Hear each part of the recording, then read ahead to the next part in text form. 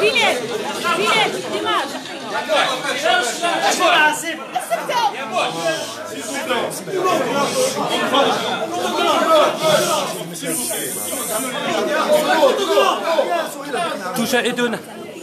تشاهدون الآن مفاجأة من العيد عيار ثقيل. وي تفضل. اذا حبيت تسمع خبر تعطيه الفرصه للشخص اللي راهو امامك يرسل اسم خبر يسمعوه. يا خاوتي لا تسكتوا لا.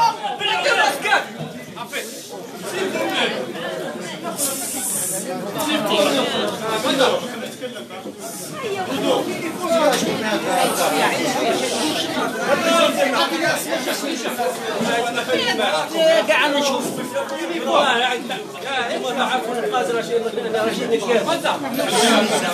اسمع يا خاوتي لا تسكتوا لا. هدوء ولا ما تكلمش. واش يصيروا فيك هدوء. تفضل زيرو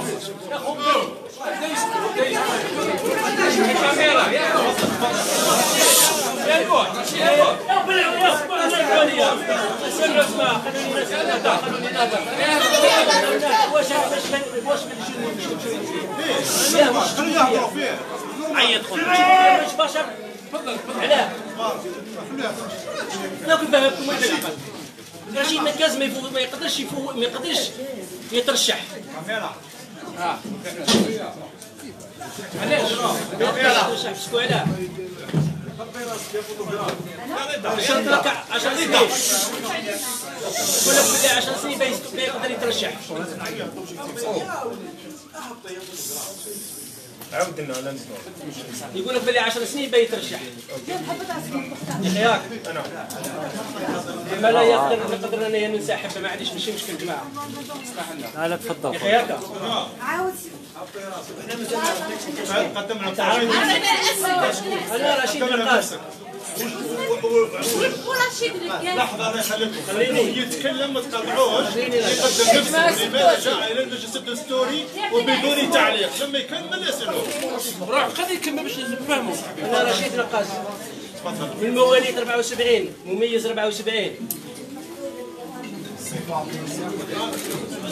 راك في مكان رشيد نقاس خلي ولا يهدر. لا خلوه سي با بوسيبل وما نفهموش قال تكلم رشيد ما يقدرش يترشح.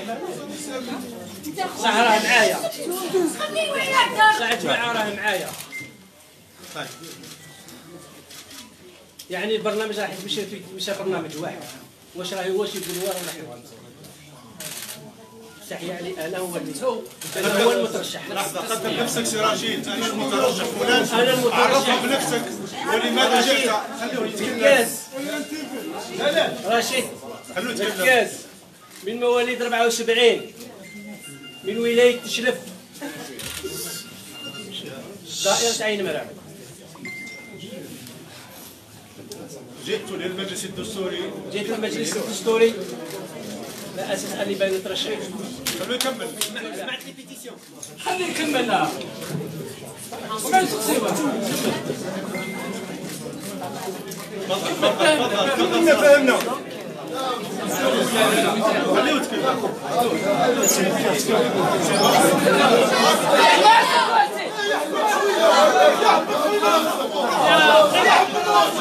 يا خونا خليه راه يخدم. خليهم يخدموا.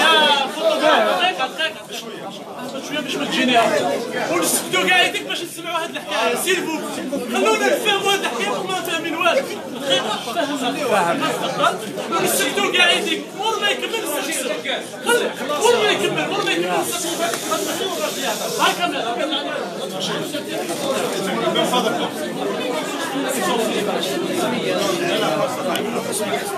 لا بس احسن نسيروا مالك لا ما كتكمل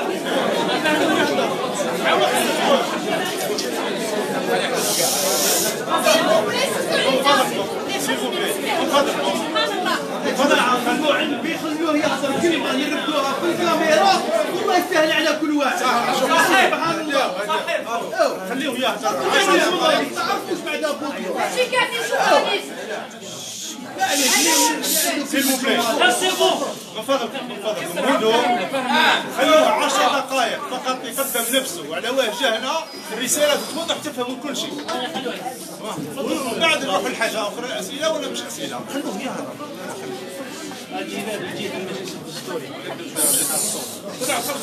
أنا جيت المجلس الدستوري على أني بنترشح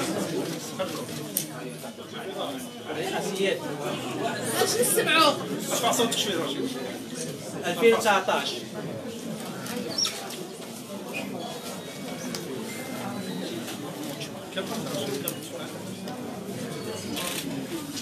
هم تعرفون رشيد الكاس صح؟ صح رشيد الكاس ما يقدرش يترشح،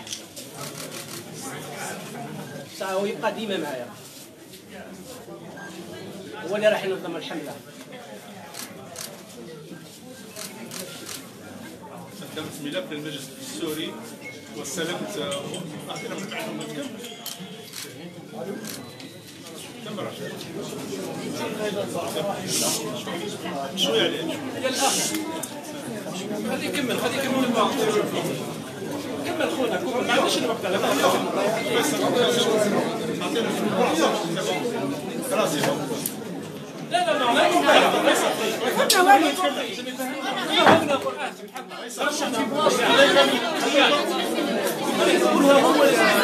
يا سمعي ايمان خليه يقول الصح يا سبحان الله. خلي انا خلاص خونا خلاص هاك تعيا خلاص لا ما تعيش. هذا شيء طبيعي، هذا شيء طبيعي يصرى في الندوات عدد كبير الظروف فيه عدد شويه بهدوء شويه بهدوء نقصوا الصوت تاع التليفون.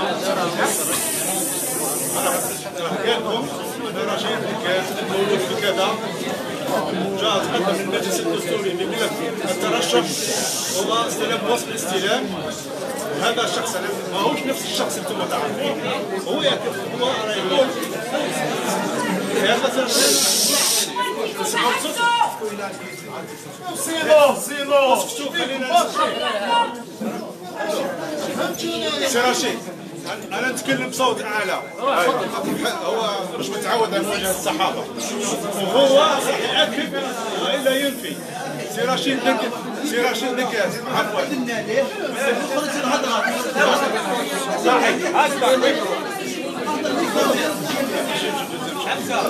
سي رشيد دكاز امامكم عفوا هدوء الصوت يوصل.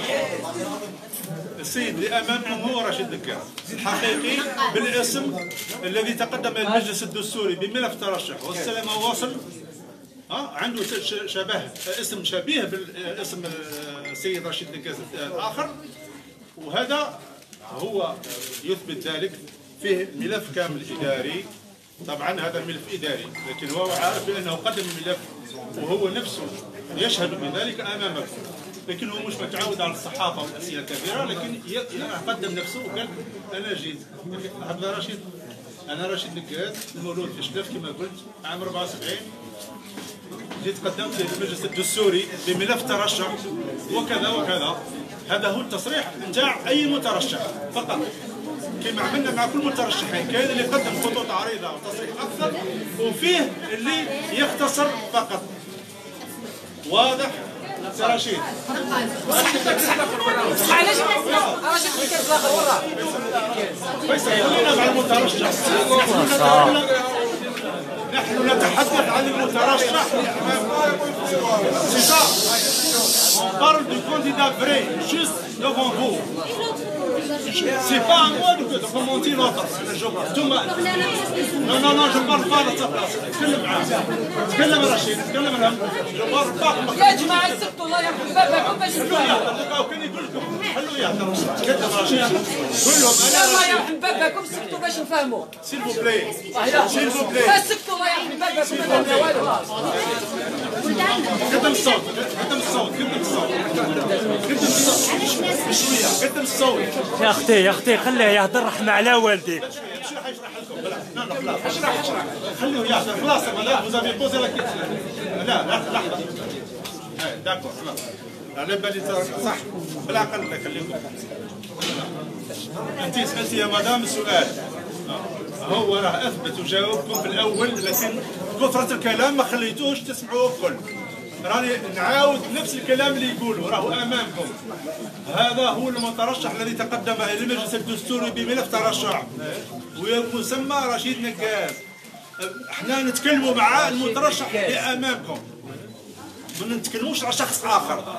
الشخص يثبت ويشهد انه هو المترشح. انا عندي نسخه من الملف وهذا ملف اداري وهو استلم وصل استلام. هو مش متعود على الصحافه ومواجهتها. هو عندكم شيء واحد فقط، هل هذا الكلام صحيح ام لا؟ ما تسالوهش على اشياء اخرى، اشياء اخرى يجيب عنها الاخرون. سي رشيد هذا الكلام صحيح؟ الملف تاعكم مقبول، الملف تاعكم مقبول. منين خرجت انت؟ مع التوقيع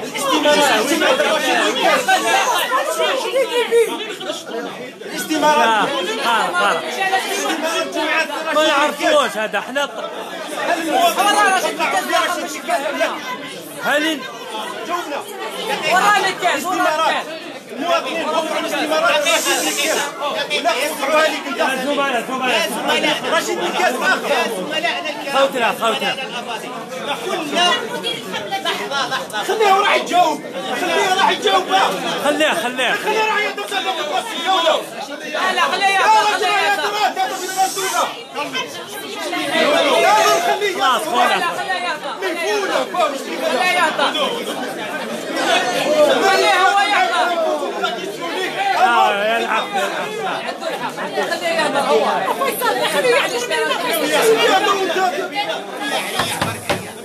الكلام ماهوش موجه لصحافيين. الكلام موجه لكل الصحافه مش واحد الصوت. هو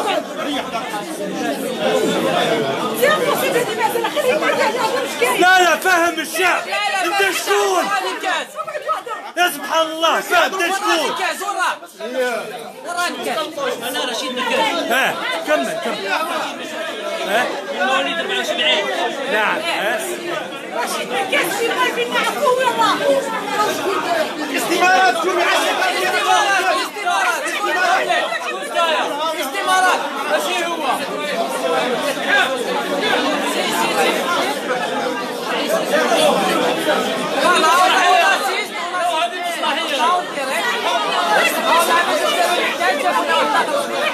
ربع المليون حاب يفهم. رواح لا ما تجيش ريح هنا عليك لا رواح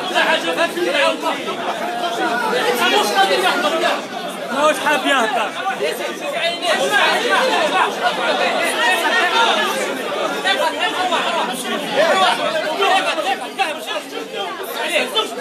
يا جماعة من حق الشعب انه يعرف. انتحل صفتك يا جماعة انتحل صفتك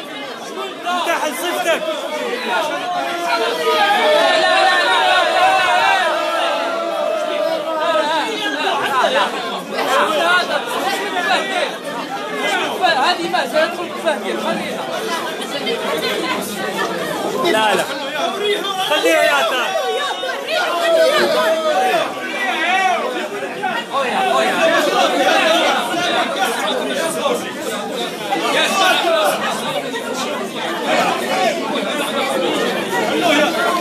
يخلوه يهدر. يا جماعة دقيقة الله يرحم بابكم دقيقة.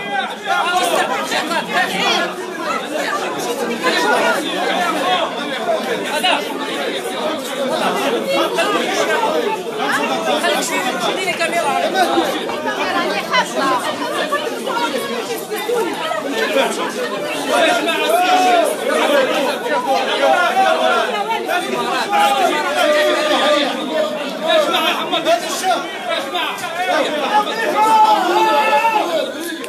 اقعدوا خالتي اقعدوا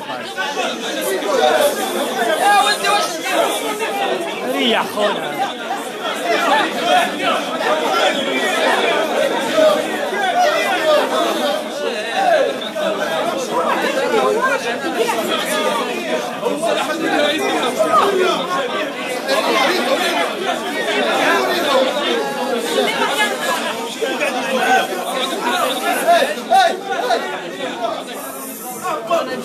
يا جماعة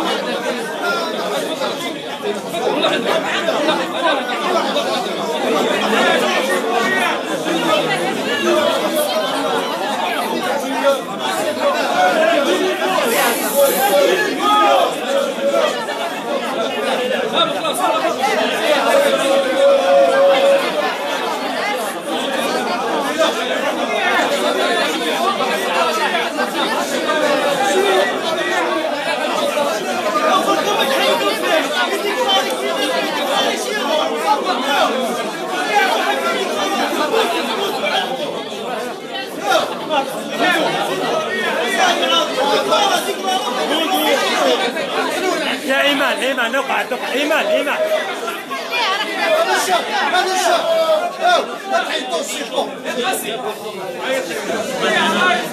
خلوه ياخذ دقيقة كنت داوي على خلوه ياخذ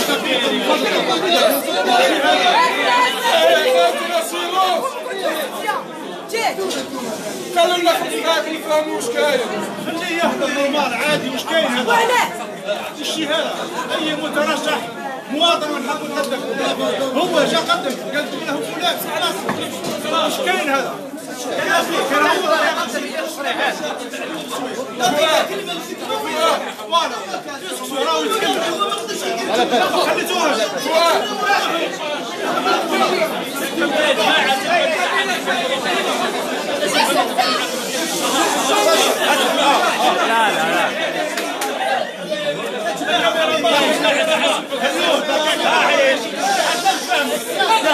خلاص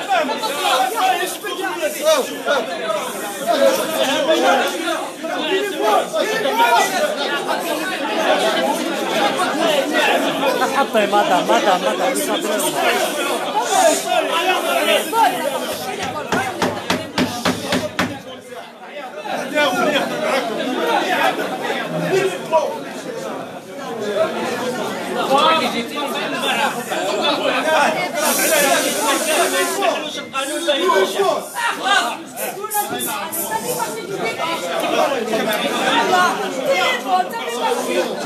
رشيد الكاس ما يسمحلوش القانون ما يترشح.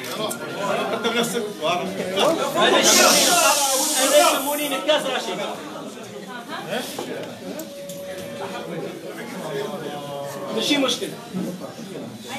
ماشي مشكل انا اذا بغيت نسحب ماشي مشكل تاعو ولا ما هي مشكل واضح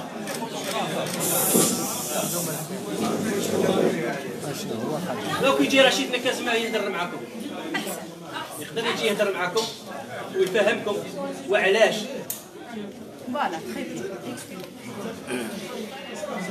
فهمنا معليش تشويه وباش يجي رشيد يا خو ما تقول يا خو اسكتوا يا بابا مسؤول علاه انا ماشي عندي حق باه نترشح لا ما قلنا لكش ما فهمنا اخويا فهمنا رشيد جابك في بلاصتو باش ترشحوا ولا انت جيت وحدك فهمنا دوك حنا 80 سؤال في راسنا فهمنا ايوا روح خويا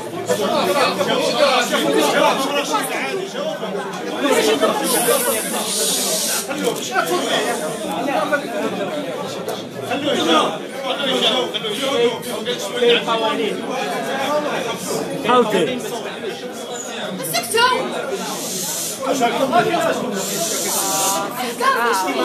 جمعت باسم رشيد نكاز ولا باسم الاستمارات اللي ملاوها المواطنين جمعت باسم رشيد نكاز الحقيقي ولا باسم يا ابو التليفون راك صادم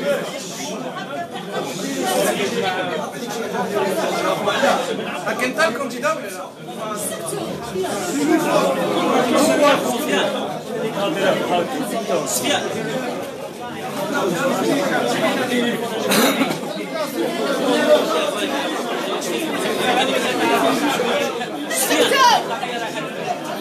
ارفع صوتك شوية.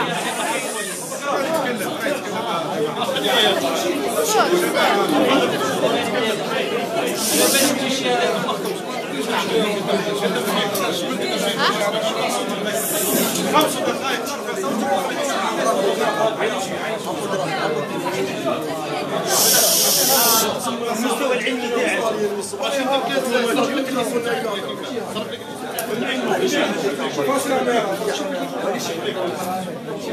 خلوه بالعقل. عصام يا عصام احنا نحاولوا في خويا ما تجي.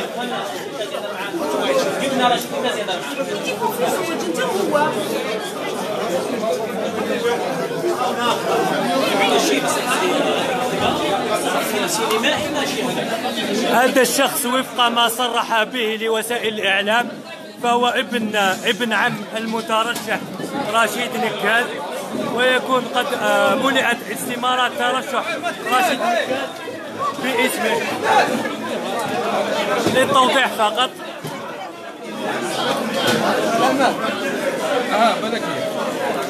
يكون قد ملأ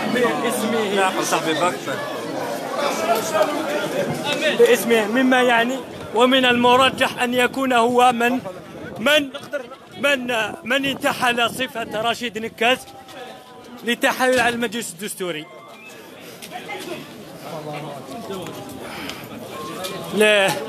في انتظار توضيحات أكثر من قبل المجلس الدستوري.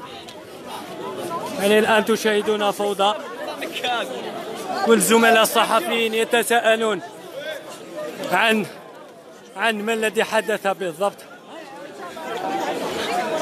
لم نفهم شيئا.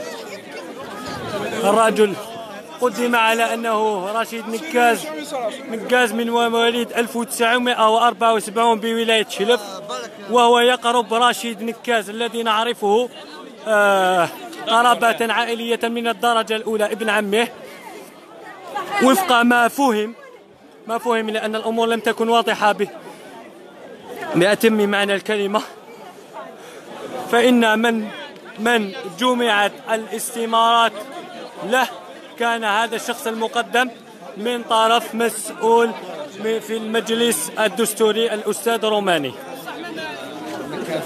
سنفيدكم بمزيد من التفاصيل بعد التوضيحات التي سيقدمها المجلس الدستوري للصحفيين المتواجدين على مستوى المجلس الدستوري الآن. شكرا.